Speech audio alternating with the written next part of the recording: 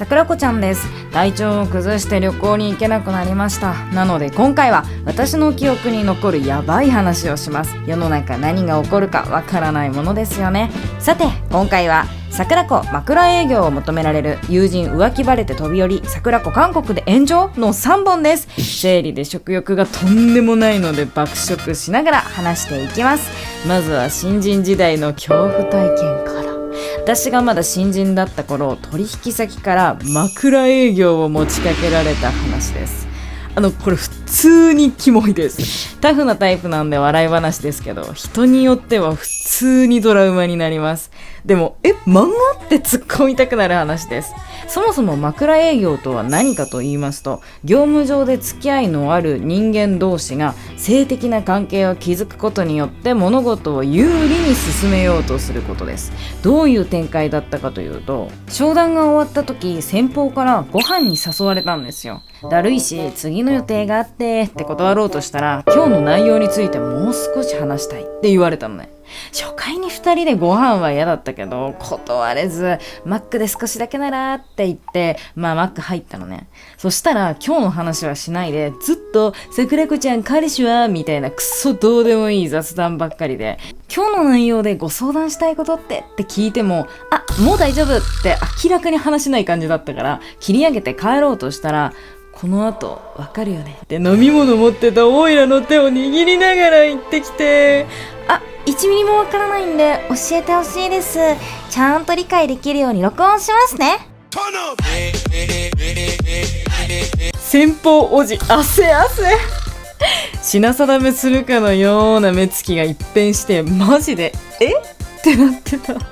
下品ですね。こんな卑劣な要求をしてくるんだから、もう呆れ超えてミシか。でも契約至上主義な会社だったり、今後の取引先との関係性なりで追い詰められて、そういう行動をしてしまう人もいると思う。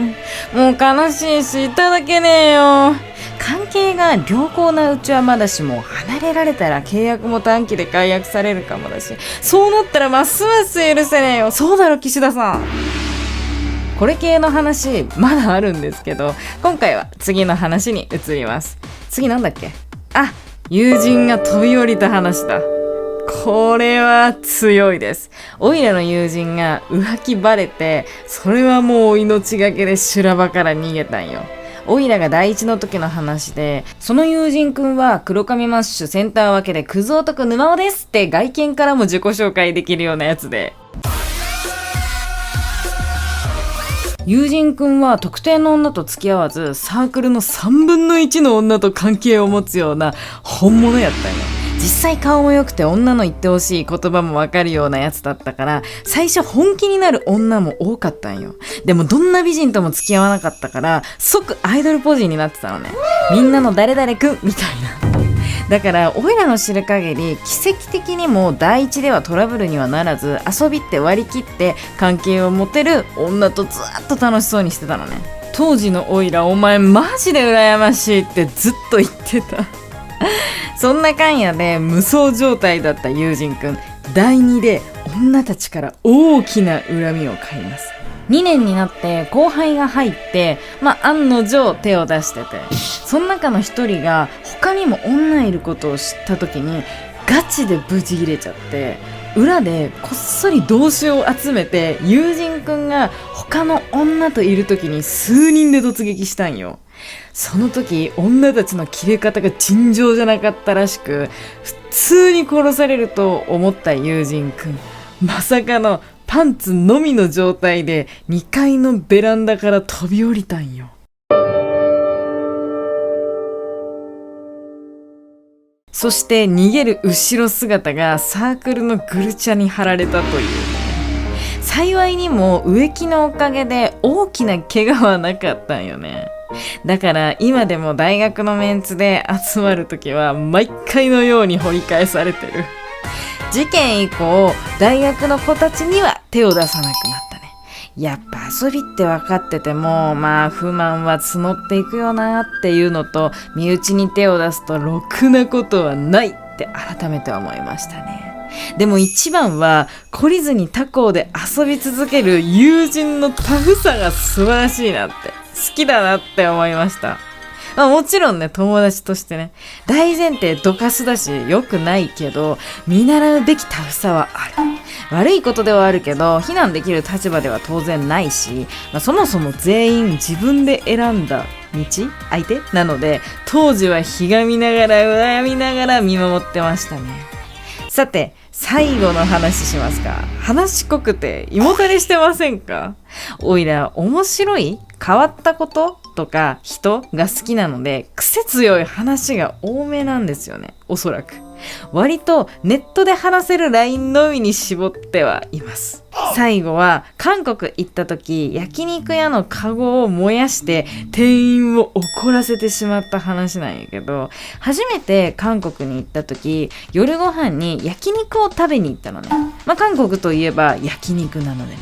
とにかくいろんなものを注文したのよ。そして次から次へと料理が運ばれてきて、テーブルにスペースがない状態だったのね。で、次の料理が来る前に、まずはサラダを食べてテーブルにスペースを作りたかったのね。そしたら箸が見当たらなくて、あれって探してたのよ。で、いつまでも肉焼かないからか、元からのサービスなのか、店員さんが肉を焼き出してくれたのね。その時箸がどこかを聞けばよかったんだけど、怒ってるように見えて聞くのひよったんよ。多分発音で怒ってるように聞こえたり、文化の違いでそう見えただけやと思うんだけどね。でも当時はひよって聞けず、テーブルがいっぱいになっちゃって、それでも箸どこって探してたら、店員さんが怒鳴りながら走ってこっち来て、テーブル見たらコンロ近くに置いてたカゴが燃えてたんよ。